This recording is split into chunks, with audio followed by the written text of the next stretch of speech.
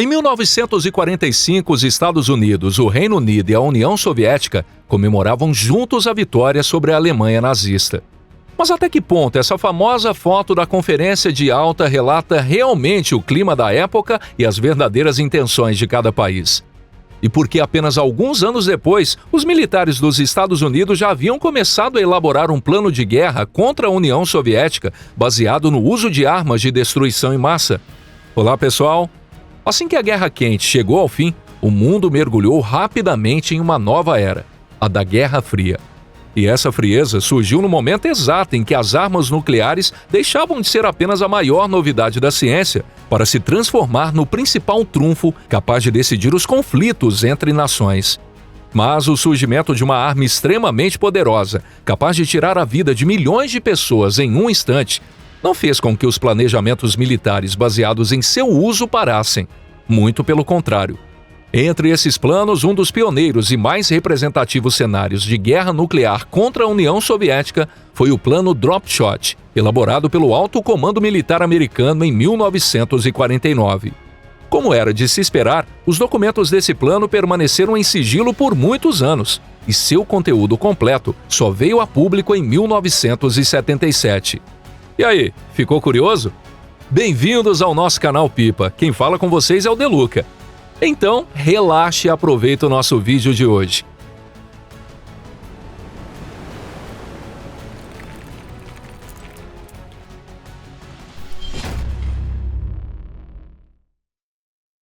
O que foi a Operação Drop Shot? O Plano Drop Shot foi um plano estratégico elaborado pelos Estados Unidos em 1949, criado em um contexto de rápidas mudanças no equilíbrio das forças nucleares. Em agosto de 1949, a União Soviética realizou seu primeiro teste com uma bomba atômica, encerrando na prática o monopólio nuclear dos Estados Unidos. Até então, a estratégia americana se baseava na premissa de que apenas os Estados Unidos possuíam a arma mais poderosa e mais aterrorizante da história da humanidade. Também é importante destacar que o plano Drop Shot não era uma ordem para iniciar uma guerra, nem uma decisão de atacar a União Soviética. Na prática, tratava-se apenas de um dos planos estratégicos de rotina que os países costumam preparar para situações de guerra.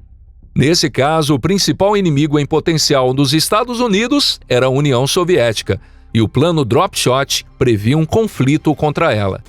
O fato de esse plano prever detalhadamente o uso de bombas atômicas como um dos principais meios de guerra não era algo especialmente novo nem particularmente importante para as Forças Armadas dos Estados Unidos. A verdadeira questão era outra.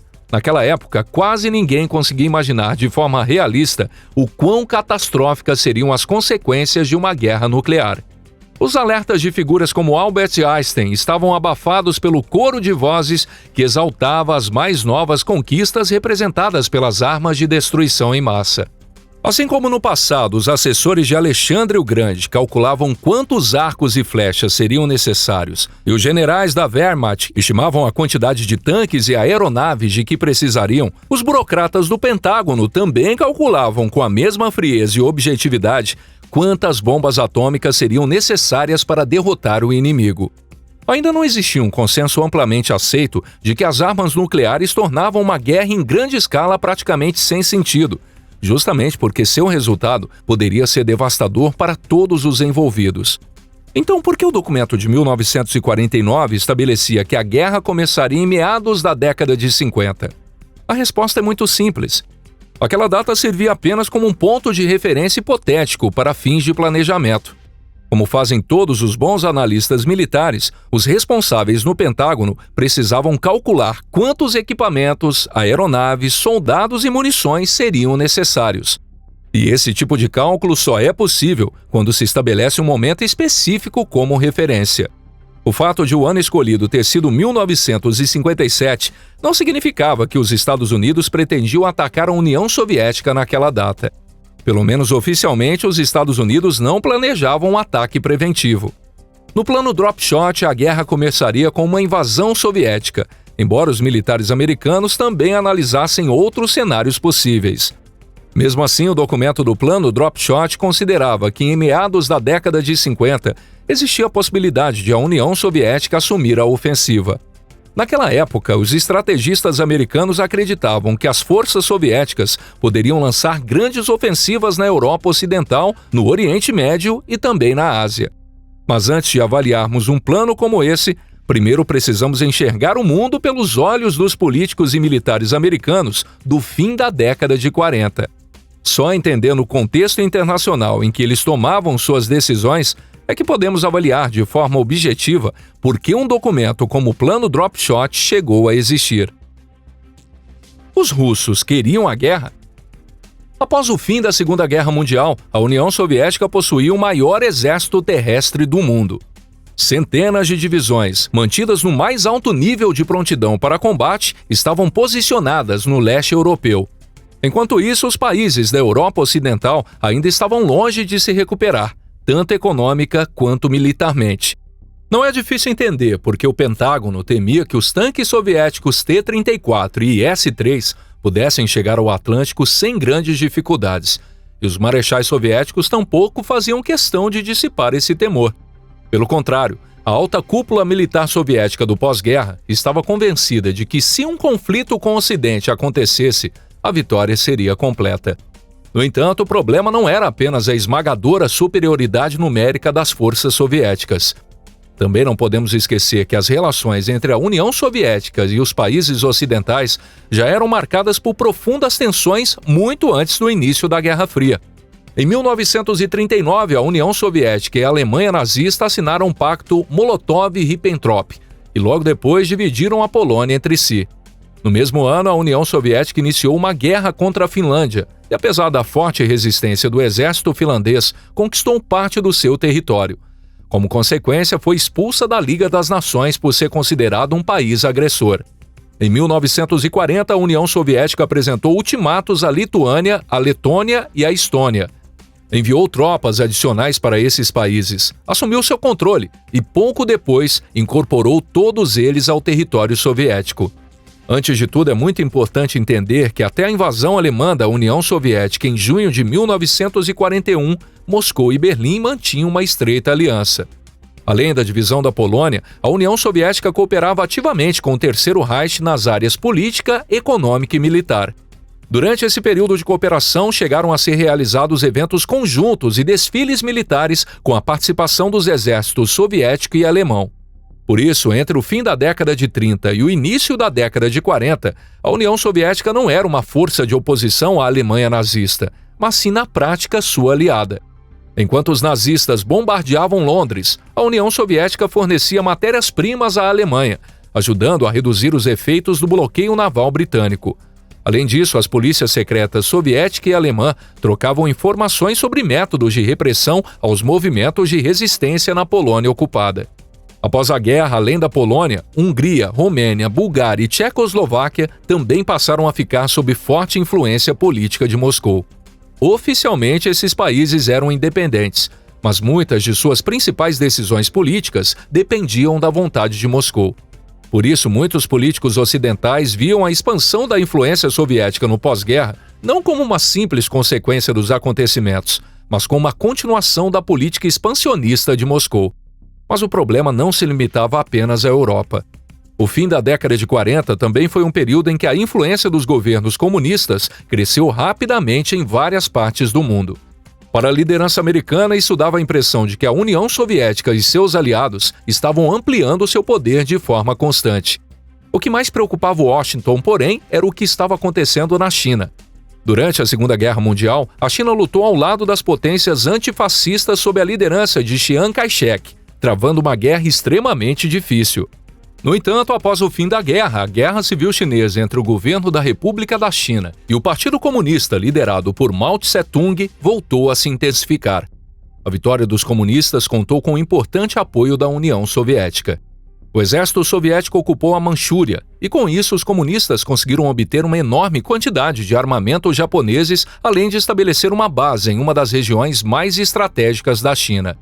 Em 1949, os comunistas saíram vitoriosos e o governo de Chiang Kai-shek recuou para a ilha de Taiwan. Em seguida, foi proclamada a fundação da República Popular da China no território continental. Do ponto de vista dos Estados Unidos, isso significava que um país que até pouco tempo antes havia sido seu aliado na Segunda Guerra Mundial, agora passava ao controle de um governo comunista. A situação na Península Coreana também era motivo de grande preocupação. A Coreia foi dividida em duas partes. No norte foi criada a República Popular Democrática da Coreia, apoiada pela União Soviética.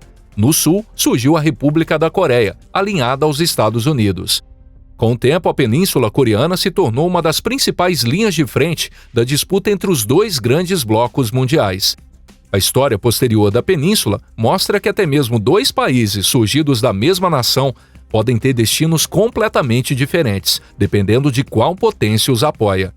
Mas esse não é o tema de hoje. Então vamos voltar ao plano Drop Shot. A aposta nas armas nucleares. Diante da conclusão de que o exército soviético possuía ampla superioridade em número de soldados e tanques, o Estado-Maior Conjunto dos Estados Unidos decidiu concentrar seus maiores esforços no desenvolvimento e na expansão do arsenal nuclear.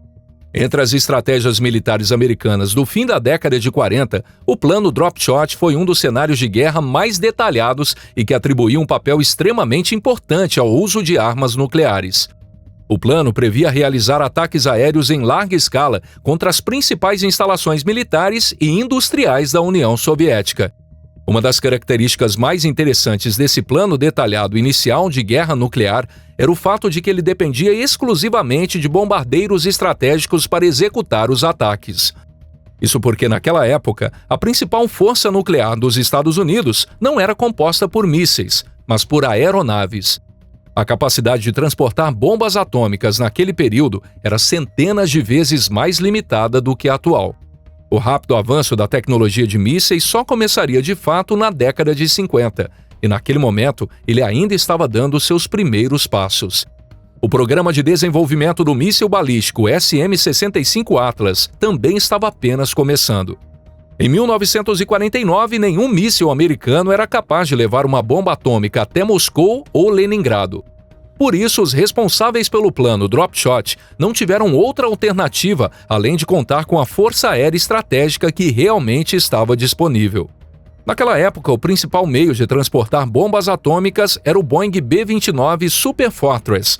Mas por volta de 1949, essa super fortaleza voadora já começava a ficar ultrapassada. No início da Guerra Fria, a maior esperança americana era o bombardeiro de nova geração Convair B-36 Peacemaker. Com uma envergadura de 70 metros, tripulação de 15 pessoas e alcance superior a 13 mil quilômetros, ele era um verdadeiro monstro dos céus. E acima de tudo, dependendo do peso das bombas, essa gigantesca aeronave podia transportar várias bombas atômicas ao mesmo tempo. Vale lembrar que quando a União Soviética realizou seu primeiro teste nuclear, os Estados Unidos não possuíam tantas armas nucleares quanto muita gente costuma imaginar.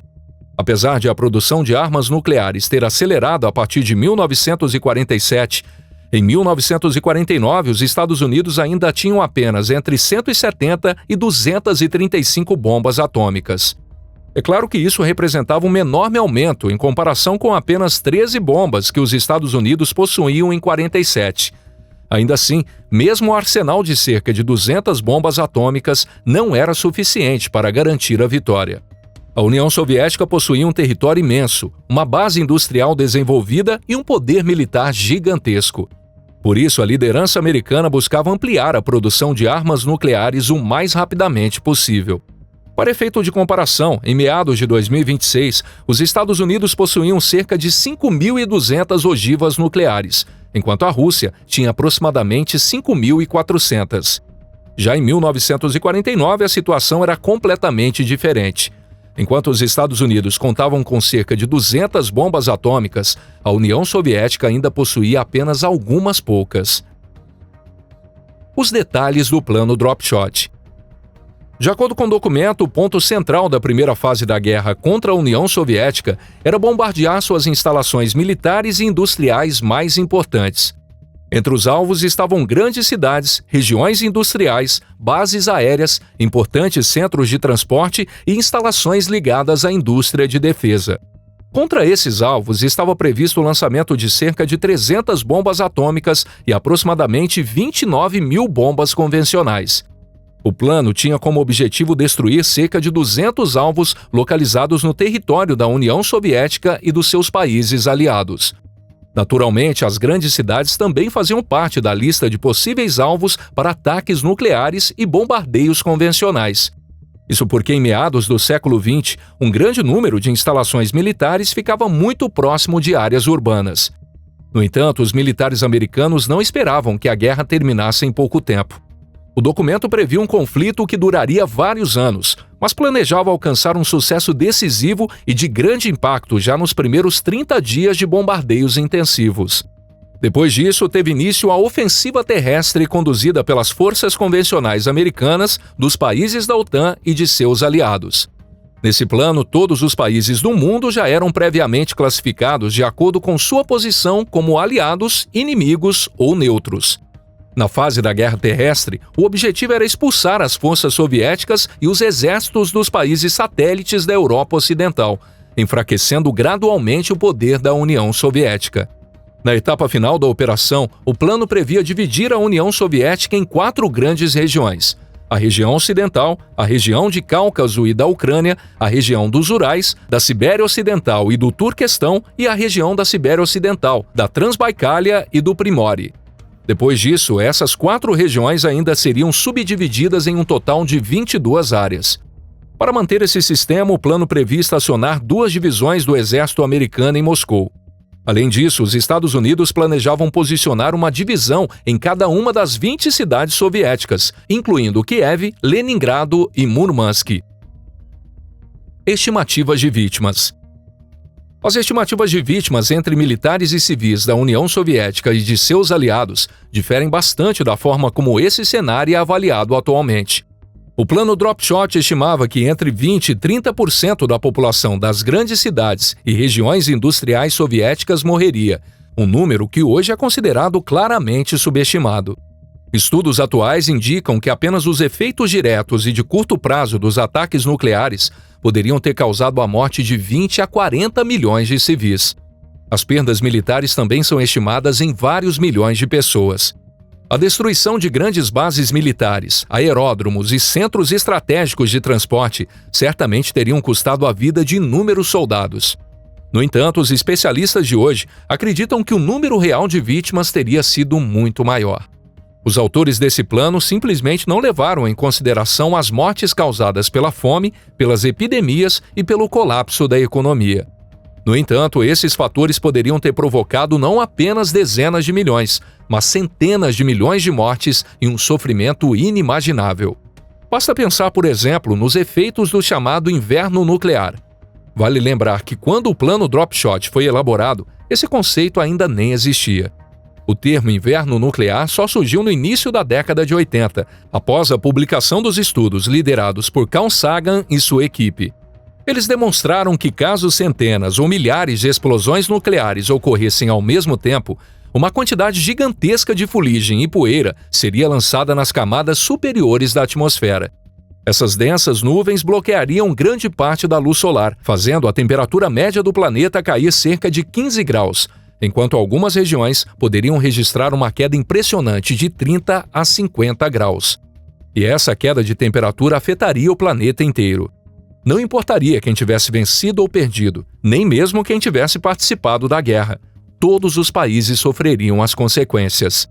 Além disso, os modelos climáticos atuais mostram que até mesmo uma guerra nuclear limitada entre 2 países pode provocar uma redução drástica na produção mundial de alimentos.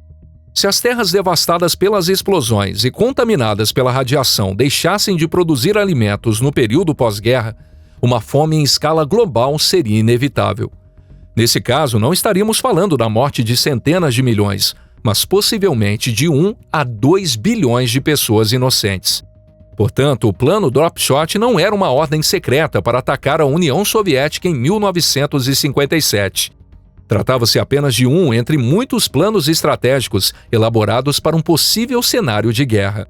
O que tornou famoso foi o fato de ser um dos primeiros planos de guerra contra a União Soviética a prever o uso em larga escala de armas nucleares, embora jamais tenha sido aprovado como plano operacional, além de posteriormente ter sido desclassificado. Hoje, muitas pessoas que conhecem a história do século XX fazem a seguinte pergunta: depois da derrota da Alemanha nazista, não deveria também ter sido encerrado o regime de Stalin, responsável por repressões, fome, deportações em massa, terror político e pela perda da liberdade de inúmeros povos durante décadas? Essa pergunta ganha ainda mais peso hoje, depois que a invasão russa da Ucrânia voltou a trazer uma guerra de grande escala para a Europa. É difícil não pensar que se a história tivesse seguido outro caminho e o atual regime russo, herdeiro das tradições da era soviética, nunca tivesse existido, talvez cidades e vilarejos ucranianos não tivessem sido reduzidos a ruínas, mulheres não estivessem chorando a morte dos seus filhos e maridos na guerra, e o mundo não estivesse enfrentando hoje o risco de uma terceira guerra mundial. Mas essa não é a mensagem que o plano Dropshot procura transmitir. Na verdade, esse plano nos lembra o quão perto a humanidade esteve de uma catástrofe global durante a Guerra Fria e o quanto é irresponsável ameaçar o uso de armas nucleares nos dias de hoje. Mesmo que o objetivo de combater um regime totalitário pudesse parecer justificável, uma guerra nuclear em larga escala inevitavelmente teria se transformado em uma tragédia sem precedentes, atingindo sobretudo milhões de pessoas completamente inocentes. E se você gostou desse vídeo de hoje, deixe o seu like e compartilhe com seus amigos. Muito obrigado por assistir até aqui. Um forte abraço e a gente se vê na próxima aqui no canal Pipa.